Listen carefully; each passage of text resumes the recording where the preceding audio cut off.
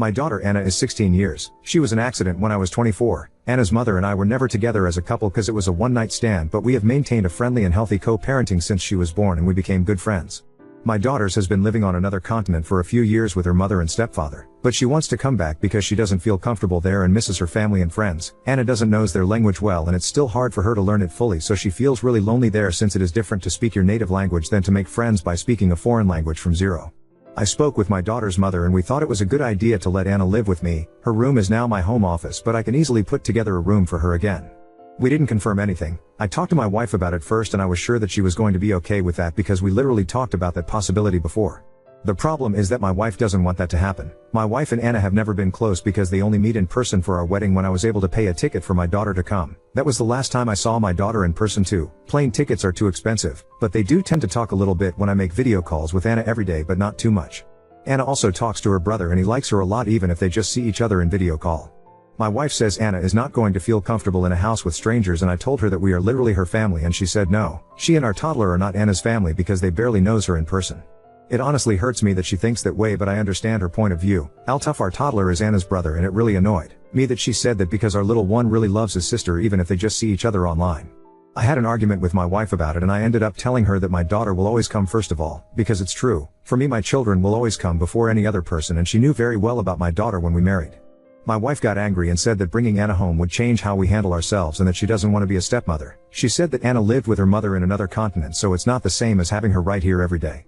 I told her that no one is asking her to be a stepmother because I will be the one who take care of her as always. My daughter used to stay many days and even months with me and I was the one who took care of her. I'm not going to give my wife all the work because I was a single father for a long time and I know how to take care of my daughter. I work, I clean, I cook, I take full care of our son when she works and wants to go out and do something just like she does with me. We both support each other in raising our son. I don't know why many people is so shocked about the fact that I take responsibility of my own child, but that if she doesn't respect my daughter's presence in the house and hates it that much, then she has all the freedom to go to a hotel room. I was a big idiot because those words obviously ended up really bad and we had a worse argument. My daughter has every right to live in my house if she wants, but my wife doesn't want that. I really love my wife, but my biggest focus is to give the best to my children and I would love to have my princess here after years. My wife hasn't been talking to me at all and she's very angry. But she does continue with the same stance that she doesn't want Anna here at all, and I know I will get angry and we will end up arguing again because I'm not going to leave my daughter alone neither. Edit. My wife always knew that Anna lived with me several days a week when she was still in the country because I talked with her about that and the possibility of Anna's family returning to the country if things went wrong. That would have meant that Anna would come back to live with me for many days or even months like she always did. My daughter used to come at my house every day too. My wife agreed with that years ago when we talked about that, but now admits that she thought my daughter was going to stay out of the country with her mother because their business is going really well. Throw RA because my daughter uses Reddit too. I changed some data to not make it too obvious. Update 1. First of all, I want to clarify that I am from a third world country. Here it is really expensive to get a plane ticket, and if I travel I must do it with my wife and our son too, so it is too much money that we cannot pay. I let my daughter's mother take her to another country because, like every father, I want her to have better life opportunities. I don't think that makes me a bad father, but I guess the minds that have always lived in privilege don't understand. The last time I could afford some tickets was for my daughter to come to the wedding. Not all of us have the privilege of paying for a plane flight. I've been thinking a lot, and in fact I'm the because of the way I treated my wife. Even if most of the comments agreed with me, I don't think it was right to say that to the woman I love even though I was angry. I apologized to her for what I said and the way I said it, but I told her that I don't like it when she ignores me and gives me the cold shoulder when I try to talk about our issues, and the fact that she denied the familiarity between our son and daughter was just cruel. She apologized for it and said she was angry and said things she regret. I made it clear to her that Anna is coming because no one can forbid any of my children to live with me, not only morally, but legally I am totally obligated to give my daughter and son a house. She tried to argue, but I asked her how she would feel if we divorced and my new girlfriend refuses to let our son live with me just because she didn't sign up for it. I asked her if she would appreciate a man who abandons his children for a woman more than a man who cares about his children, if she would feel confident knowing that she is married to a man who abandons his children that easily. My wife said no, that obviously she knows how much I care about our children and hates the kind of mans who abandons their kids, that she knew she wanted to have a child with me because she saw how even though my daughter was so far away I made video calls to her every day and we always help each other with things around the house. Then I asked her why she rejects the idea of my daughter being here, and she admitted being jealous of Anna. It is something that I have noticed in the past. For example, for one of my daughter's birthday I sent money to her mother to buy her a dress that was quite expensive, and my wife just said, "I guess you will buy our son something just as expensive." It was my mistake to let those comments pass and think they were just a weird joke.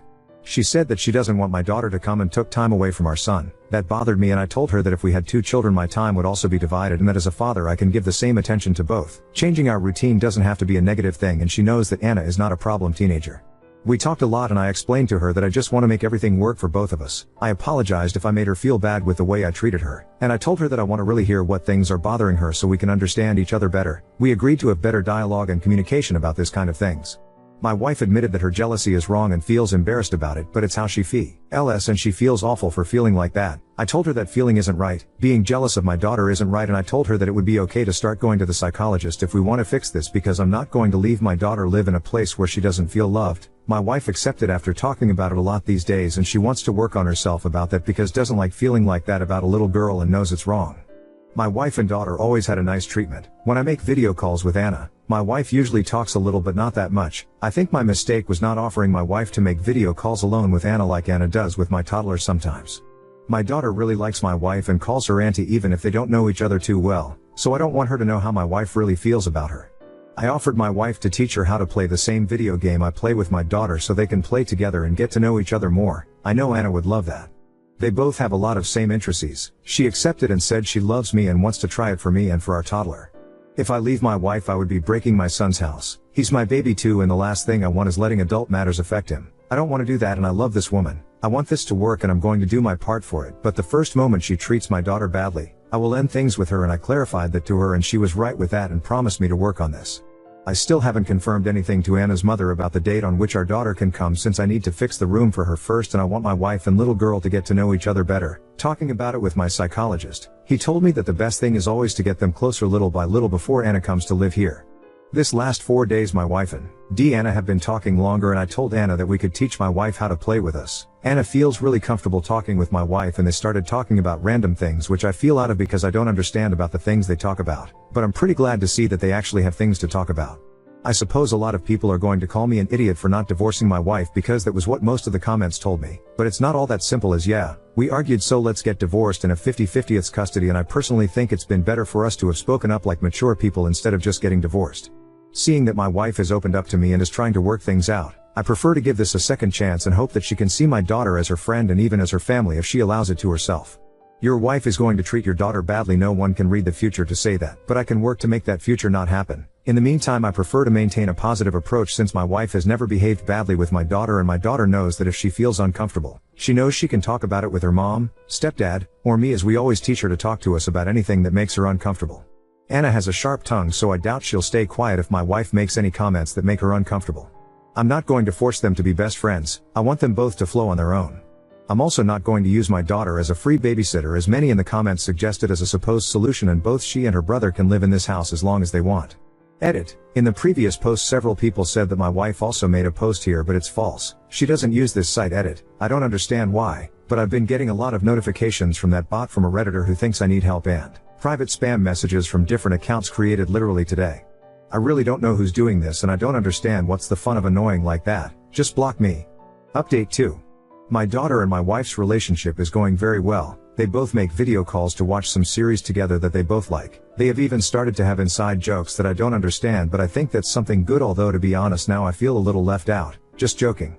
My wife has been going to the psychologist, and me too. I want both of us to get better together, to work on her insecurities and problems, because she knows that feeling jealous of my daughter is not good at all, and a few weeks ago she talked to my daughter about her feelings towards her and apologized. My daughter was quite surprised to learn that my wife felt this way but accepted the apology and told her that she understands her. I left them talking alone that day so they have privacy, and after that they have had a closer bond. My wife said that my daughter told her that she will always respect someone who is sincere and wants to be a better person. In the previous post many said that I decided to bring my daughter without talking about it with my wife before, but that's literally what I did. I never confirmed anything to the mother of my daughter until I spoke with my wife. I was never the partner of my daughter's mother, BTW.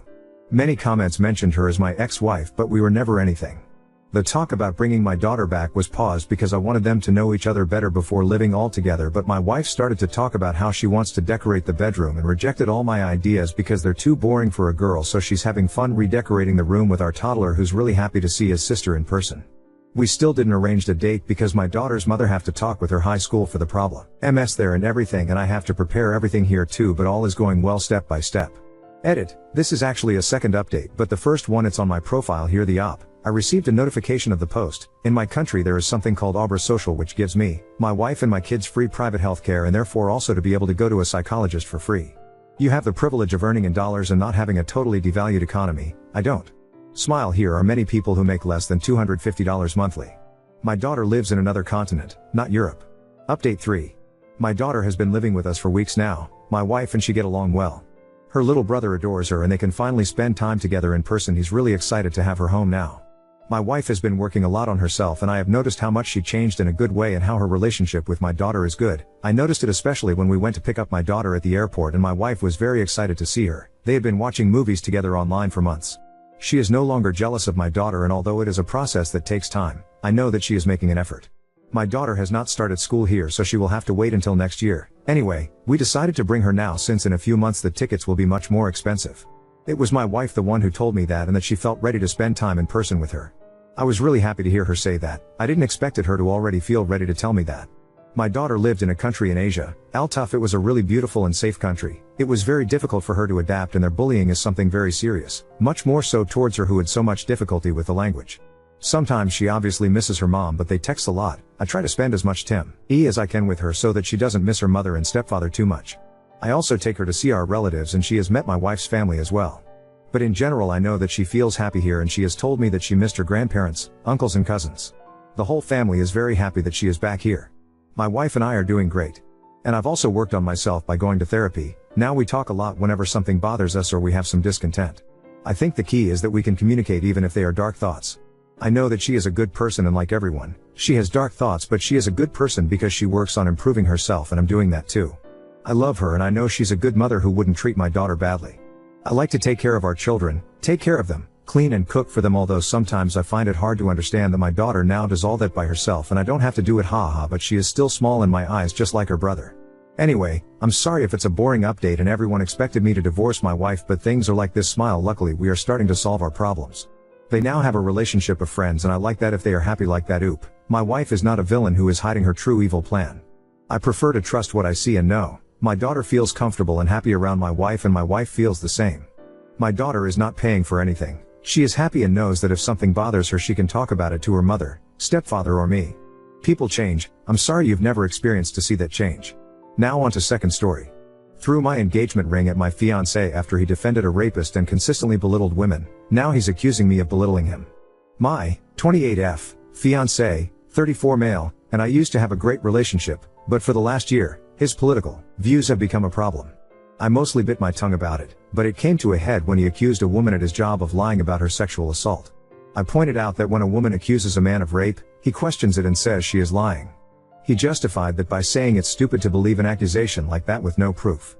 I pointed out that he has no proof that she's lying either, but he's accusing her anyway. He often sends me articles of women, usually teachers, sexually abusing boys.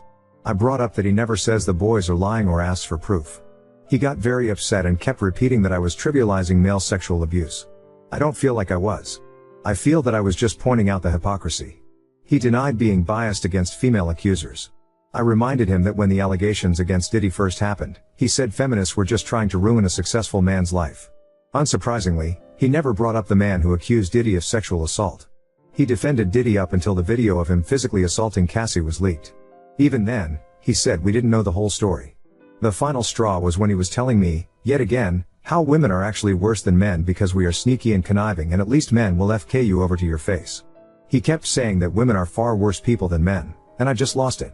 I said that there was nowhere on earth, not now or ever in recorded history, has the female violent crime rate been higher than the males. I told him that men kill each other even more than they kill us, so they are a bigger danger to themselves than some girl being sneaky. I said that blaming women for unfair legislation, like conscription, makes no sense when men make up the majority of the US government, and most, if not all, other governments. He was absolutely furious about all this. He didn't argue with me, per se. He just told me that I was brainwashed by the feminist agenda and that feminism lied to me and convinced me I was special. I still don't know where that comment came from. It was not relevant to anything. I, admittedly, was very pissed off, and said well, maybe, patriarchy lied to you about this relationship being special. I threw my ring at the table, left the house, and haven't spoken to him since. Today, he sent me a long text stating how I belittled him with that comment and that I would be a good wife if I could just stop needing to be right all the time. I haven't responded, and I'm conflicted about if I will at all. I feel bad about throwing he ring. I really feel bad that I hurt his feelings by saying our relationship isn't special. But still, TBH, I'm seriously questioning if I really want to marry him. He has always been argumentative. Not just with me. With everyone. Normally, I just ignore it, but he was so egregious with his hypocritical BS. I shouldn't have taken the bait, and I don't feel like men are generally bad. I was speaking out of anger. I don't consider myself to be a super political person. I'm not even sure if I count as a feminist. He just has a new complaint about women every freaking day at this point. It's so frustrating. I'd when he became this way, but it sucks. There are still things I love about him, but the things he has been saying may be more than I can forgive. Despite all that, I'm still responsible for my intense outburst because I ignored his constant woman bashing in an effort to keep the peace. I exploded when I could have just spoken up from the start. Maybe if I'd nipped it in the bud right at the start, it could have been better. I don't know what to do. Ada? Update 1. After I left, I went to a hotel. He kept contacting me to ask when I was coming home. I told him I needed time to think and turned off my phone. When I turned it back on, I saw his photo on my lock screen and decided to call him, for reasons that will make sense later. He said he wanted to talk face to face, and I agreed, so I went home. He apologized for implying that I'm not special. I apologized for implying our relationship isn't special. We've been together for 12 years, so saying that was hurtful and untrue. Before anyone compares the harshness of our statements, his wrongs don't justify my own and vice versa. Disclaimer, this post isn't about the validity or ethics of gender roles. This is strictly an account of what happened with no wider social commentary from me. We discussed what we wanted for the future. He wants a traditional marriage, and specified the following. 1. I would quit my job and we'd start trying for a baby right after the wedding too. I'd be a psalm until the kids are old enough for primary school and we'd raise them as Christians. 3. He wants to protect and provide for our family, and I would be submissive. He assured me that I could still disagree with him and have a say, but he wants to ultimately have the final say in most things. He asked if I understood what he wanted, and I said yes. When he asked me if I still wanted to get married, I told him that I didn't. He has the right to change his mind, but it's not the arrangement we agreed to when he proposed. This post is long enough, so I won't detail how he got into this gender essentialism stuff or why I don't want the type of relationship he's asking for. Suffice to say, we are no longer compatible. He wants to do a trial run of his preferred setup so I can see that it's for the best. I told him that we had a very successful trial run of not doing that for 10 years until he decided to switch things up a few years ago. He was unfazed by this. So about the lock screen, he has a small snaggletooth toward the back that he's always been shy about, so he never fully smiles in public. That photo is one of very few pictures where he is showing his real smile and it's beautiful. Seeing that photo used to make me so happy. When I saw it this morning, I just felt sad. I know it sounds dramatic, but it feels like he died and was replaced by some kind of red-pilled pod person. When he asked me if I still loved him at all, I told him that I will always love him, but I'm not in love with him anymore. I get that many people had strong feelings about the things he said, and he definitely crossed the line several times, but this is still so hard for me to do.